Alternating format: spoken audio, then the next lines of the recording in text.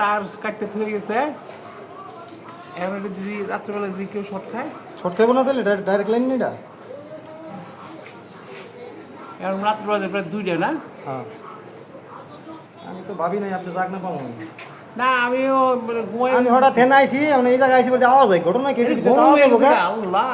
পরে চায় দিই কি মোটর আওয়াজ, এমনি করে মোটরগুলো জ্বললে দেখা। হ্যাঁ পরে দিই যে মোটর আওয়াজ, পরে আমি তাহলে নানার একটা ফোনটা দিই, কারণ মামার এত রাইতে ফোন দিলে কাম হবে না। এই শালমে এই মোটর জ্বালায় ফেলায়, চিন্তা করছো?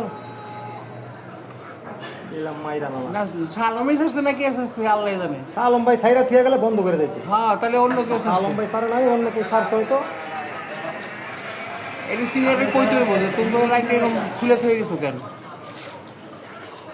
ঠিক আছে না?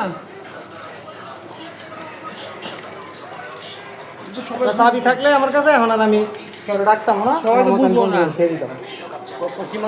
মারছি। কি ওর আনন্দ ভাই ভালো আছেন? আলহামদুলিল্লাহ। মোটর ছেড়ে থয়ে গেছে কেটা তো, মোটরটা ছেড়ে থয়ে গেছে। আর মোটর গরম হয়ে গেছে, আগুন ধরে চোখে এলার্জি পাইছে। অফ করছে, পানি নাই তো, মোটর ছেড়ে থয়ে দিচ্ছে।